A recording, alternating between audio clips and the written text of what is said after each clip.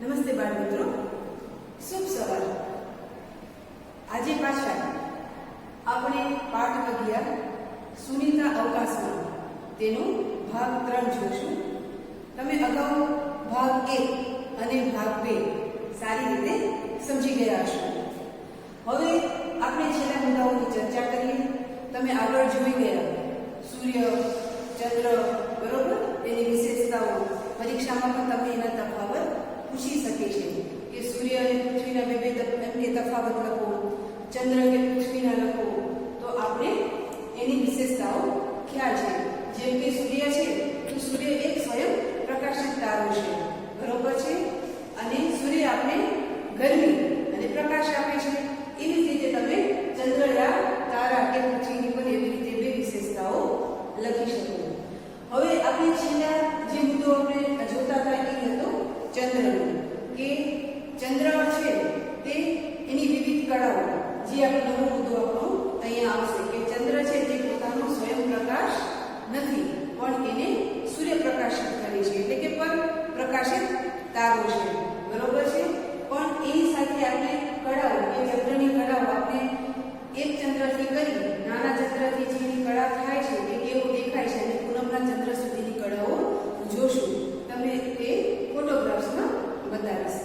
અને તેને આપણે વધ અને સુદ કહીએ છીએ કે વધ એકમથી અમાસ હોય, જે પખવાડો 15 દિવસ હોય, તેને આપણે અંધારિયાના દિવસો તરીકે ઓળખીએ છીએ। અને એવી જ રીતે સુદ એકમથી પૂનમ, જેને આપણે અજવાળિયાના દિવસો તરીકે ઓળખીએ છીએ, તેમાં ચંદ્ર મોટો થતો જાય છે, તો તે પણ આપણે સરસ સમજીશું। હવે એના પછી આપણી પાસે છેલ્લો જે પોઈન્ટ આવશે કૃત્રિમ ઉપગ્રહ। તમારા માટે આ એક નવો મુદ્દો છે। કૃત્રિમ ઉપગ્રહ છે તે માનવ નિર્મિત છે, બરોબર છે, અને તે પોતે નિશ્ચિત કક્ષામાં જ પૃથ્વીની આસપાસ પ્રદક્ષિણા ફરે છે, અને તેની વિશેષતાઓ પણ કઈ છે, તે કૃત્રિમ ઉપગ્રહ આપણે કેવી રીતે કામ આવે છે તેની પણ આપણે ફોટો દ્વારા આપણે સારી રીતે સમજૂતી મેળવશું। તો આપણો પાઠ આજે અહીંયા ભાગ 3 બરોબર પૂરો થશે, અને તમે સરસ સમજી અને તેની અંદરમાં હોમવર્ક આપેલા છે તે પાઠ પૂર્ણ કરશો।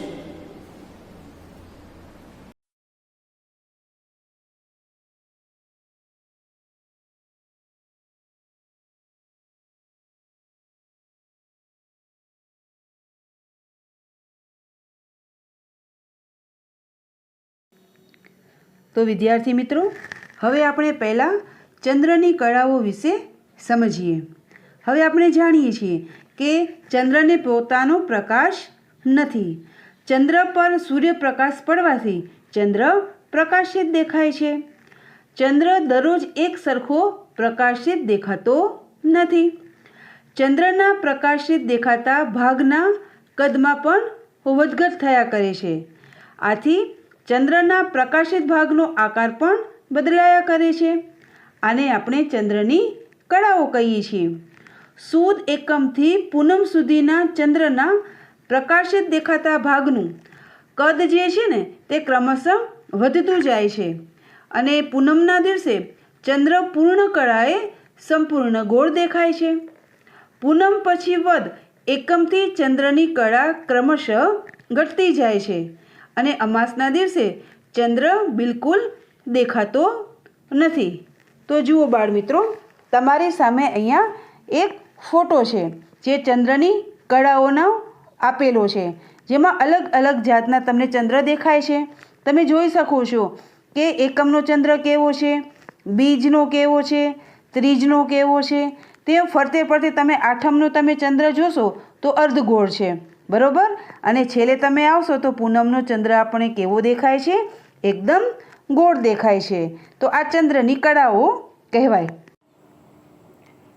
તો વિદ્યાર્થી મિત્રો, તમે હમણાં ચંદ્રની કળાનો ફોટો જોયો અને તમે ચંદ્રની કળા વિશે સમજ્યા।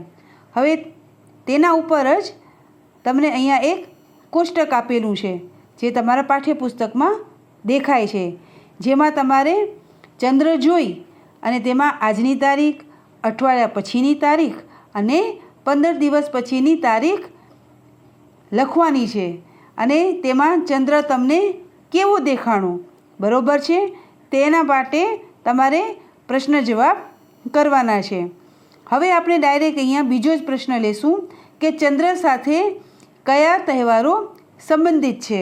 તો બાળમિત્રો, આપણને ખબર છે કે ચંદ્ર સાથે દિવાળી, ભાઈબીજ, રક્ષાબંધન, પછી જન્માષ્ટમી, હોળી, જન્માષ્ટમી, ગણેશ ચતુર્થી, બરાબર ને, ઈદ, એટલે ઘણા બધા એવા તહેવાર છે કે જે આપણા એમ કે ચંદ્ર સાથે સંબંધિત છે. પછીનો પ્રશ્ન છે કે રાત્રે આકાશમાં 5 મિનિટ ધ્યાનથી જુઓ. તમે શું જોઈ શકો છો? તો આપણે આકાશમાં ચંદ્ર અને તારાઓ જોઈ શકીએ છીએ, પણ સાથે આપણે ક્યારેક ખરતા તારા પણ જોઈએ છીએ. આપણે એના લીસોટા પણ જોઈએ છીએ અને ક્યારેક આપણે કેટલાક ગ્રહો પણ દેખાય છે, બરાબર ને? પછી તમને ક્યારેક આકાશમાં કંઈ ફરતું દેખાય છે, તે શું હોય છે? તો ક્યારેક આપણે એમ કે આકાશમાં ચમકતી વસ્તુ સતત આમ ઝડપથી ફરતી દેખાય છે. તે શું હોઈ શકે? તો તે કૃત્રિમ ઉપગ્રહ હોય છે. અને ઘણીવાર આકાશમાં આપણે જે તેજ લીસોટો જોઈએ છીએ તે આપણે એને ખરતો તારો કહીએ છીએ, એને આપણે ઉલ્કા કહીએ છીએ. તમને પરીક્ષામાં પણ પૂછાય કે ઉલ્કા કોને કહે છે? તો ઉલ્કા એ આકાશી પદાર્થ છે કે જે સૂર્યની આસપાસ ફરતા ખડકોના નાના ટુકડાઓ છે, જેને આપણે ઉલ્કા કહીએ છીએ, બરાબર ને? હવે આની અંદર આપણે કૃત્રિમ ઉપગ્રહની વાત કરીએ કે કૃત્રિમ ઉપગ્રહ એટલે શું, બરાબર છે? તેના વિશેની માહિતી મેળવીએ. તો કૃત્રિમ ઉપગ્રહ છે તે માનવ નિર્મિત છે, બરાબર? કે જે માણસે એમ કે અવકાશમાં છોડેલો ઉપગ્રહ છે કે જે પૃથ્વીની નિશ્ચિત કક્ષામાં પરિક્રમા કરે છે. અને 1957માં સૌથી પહેલો રશિયાએ એક કૃત્રિમ ઉપગ્રહ અવકાશમાં મૂક્યો હતો અને તે પછી તેમને ઘણા બધા એમ કે અવકાશમાં આ કૃત્રિમ ઉપગ્રહ મૂકવામાં આવ્યા હતા. ત્યારબાદ ભારતે પણ પહેલ કરી હતી કે તેમણે પોતાનો પહેલો કૃત્રિમ ઉપગ્રહ આર્યભટ્ટ 19 એપ્રિલ 1975ના રોજ રશિયાના અવકાશી મથક પરથી અવકાશમાં છોડેલો હતો. અને તે પછી ભારતે પણ ઘણા બધા કૃત્રિમ ઉપગ્રહ એમ કે પોતાના અવકાશી મથક પરથી છોડ્યા છે. અને આ સાથે એમ કે કૃત્રિમ ઉપગ્રહ છે તે અવકાશમાં કેટલાક એમ કે ઉદ્દેશ્યો સાથે મૂકવામાં આવ્યા છે, જેમાં ટેલિફોન અને ટીવી પ્રસારણ માટે, મોસમ વિજ્ઞાન માટે, એટલે એવા ઘણા બધા છે કે જે એની સાથે મુખ્ય બાબતો જોડાયેલી હોય છે. હવે જુઓ, તમારી પાસે અહીંયા કોષ્ટક જુઓ અને કહો. આપણે અહીંયા ચંદ્રના આથમવાનો સમય આપેલો છે, પણ અત્યારે આપણે આ કોષ્ટક કરવાનું નથી. હવે એના પછી તમારી પાસે અહીંયા એક કવિતા આપેલી છે તારાની, બરાબર છે? કે તારા ક્યારે દેખાય છે, સવારે કેમ નથી દેખાતા, તારાને આપણે ગણી નથી શકતા, બરાબર ને? અને કેટલાક તારા નજીક છે તો કેટલાક તારા દૂર છે. તમને પ્રશ્ન પણ પૂછાય કે તમે ક્યારેક બપોરે 12 વાગે ચંદ્ર જોયો છે? કે આપણે દિવસે તારા અને ચંદ્ર સરળતાથી કેમ જોઈ શકતા નથી, બરાબર ને? તો આપણે એનો જવાબ ખબર છે કે હા, આપણે ચંદ્ર અને તારાને દિવસે જોઈ શકતા નથી, કારણ કે સૂર્યનો પ્રકાશ જ એટલો હોય છે કે તે ચંદ્ર અને તારાને ઢાંકી દે છે, ખરું ને? કે સૂર્યનો તેજ જ પ્રકાશની સરખામણીમાં તારા અને ચંદ્રનો પ્રકાશ ખૂબ જ ઝાંખો દેખાય છે. એટલે આથી આપણે દિવસે તારા અને ચંદ્રને સરળતાથી જોઈ શકતા નથી. હવે આ જે તમારે કવિતા આપેલી છે તે તમારે તમારી રીતે તૈયાર કરવાની છે અને સાથે પાકી કરવાની છે. હવે તમારી પાસે અહીંયા એક આપેલો છે એક રસપ્રદ ફોટોગ્રાફ, જે તમે અગાઉ પણ મેં તમને બતાવ્યો છે, બરાબર ને? કે જે એક અવકાશયાનમાં ચંદ્ર તરફ ગયું હતું અને પૃથ્વીનો આ ફોટોગ્રાફ ચંદ્રની સપાટી પરથી લેવામાં આવ્યો છે. જુઓ, પૃથ્વી કેવી લાગે છે? તો પૃથ્વી છે તે આપણે ઘણી નાની અને ઊંધા મૂકેલા વાટકા જેવી લાગે છે. પછી બીજો પ્રશ્ન એની અંદરમાં આપેલો છે કે તમે ચંદ્રની એમ કે સપાટી જોઈ શકો છો? તો કે હા, ચંદ્રની સપાટી આપણે જોઈ શકીએ છીએ કે ચંદ્રની સપાટી પૃથ્વીથી નીચે દેખાય છે. એટલે આવા ઘણા બધા પ્રશ્નો છે જે આપણા મગજમાં આવતા હોય છે. હવે એના પછી આવે છે સુનિતા વિલિયમ્સનું કે કાર્ય કરતા રહો અને પરિણામ મળશે.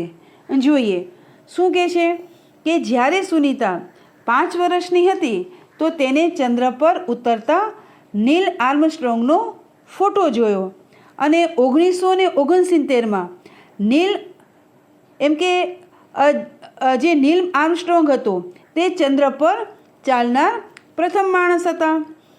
બીજા બધા બાળકોની જેમ સુનિતા પણ મુક્ત હતી. સુનિતા કહે છે કે જ્યારે તે નાની હતી ત્યારે તેને ભણવા કરતાં રમતગમતમાં અને તરવામાં ખૂબ રસ હતો.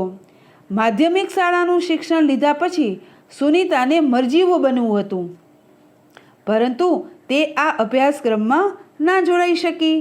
તેના બદલે તે હેલિકોપ્ટર પાયલટ બની અને એક દિવસ તેને જાણ થઈ કે જો તે આ વિશે ભણી હોત અને તાલીમ લીધી હોત તો તે અવકાશ મિશનમાં જોડાઈ શકી હોત અને તેને તે જ કર્યું.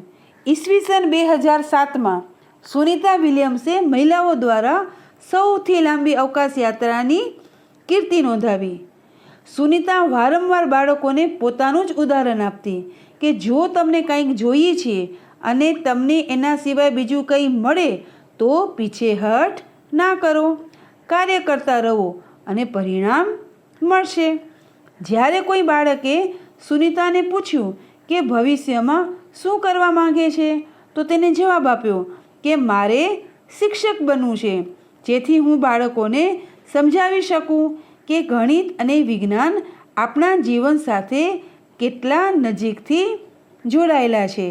તો જોયું ને કે સુનિતા વિલિયમ્સનો જે ધ્યેય હતો તે ધ્યેયને એને પોતાના પરિણામમાં પામ્યું. હવે બાળમિત્રો, છેલ્લા જે મુદ્દા આપણે આપેલા છે કે આપણે આ પાઠમાંથી શું શીખ્યા, જેમાં પહેલો પ્રશ્ન આપેલો છે કે બાળકો લપસણી પરથી હંમેશા નીચે જ આવે છે, તે લપસણી ઉપર કેમ જતા નથી? જો આ લપસણી સુનિતાના અવકાશયાનમાં હોત તો બાળકો આવું કરી શકતા હોત કેમ? તો આપણે એનો જવાબ શું મેળવશું? તો આપણે ખ્યાલ છે કે બાળકો લપસણી પરથી હંમેશા ઉપરથી નીચે આવે છે અને ત્યાં ગુરુત્વાકર્ષણ બળના કારણે જ આવે છે, બરાબર ને? કારણ કે ગુરુત્વાકર્ષણ બળ ઉપરથી નીચે તરફ લાગે છે અને આ લપસણી સુનિતાના અવકાશમાં હોત તો બાળકો લપસણી પરથી લપસી શક્યા ન હોત અને હવામાં તરતા હોત, કારણ કે અવકાશમાં ગુરુત્વાકર્ષણ બળ નથી. પછી બીજો પ્રશ્ન છે કે આપણે તારાઓ મોટા ભાગે રાત્રે જ કેમ જોઈ શકીએ છીએ? બરાબર, તો આપણે ખબર છે કે તારાઓની સરખામણીમાં સૂર્ય પૃથ્વીથી ખૂબ જ નજીક છે અને એકદમ તેજવાળો છે, બરાબર ને? અને સૂર્યનો પ્રકાશ એટલો બધો છે કે તારાઓનો પ્રકાશ કરતાં વધારે તે તેજસ્વી લાગે છે. આથી દિવસે સૂર્યના તેજસ્વી પ્રકાશની સરખામણીમાં તારાઓનો પ્રકાશ ખૂબ જ ઝાંખો લાગે છે. તેથી તારાઓ દેખાતા નથી અને રાત્રે સૂર્ય દેખાતો પણ નથી, બરાબર છે? તેથી આપણે તારાઓ મોટા ભાગે રાત્રે જ જોઈએ છીએ.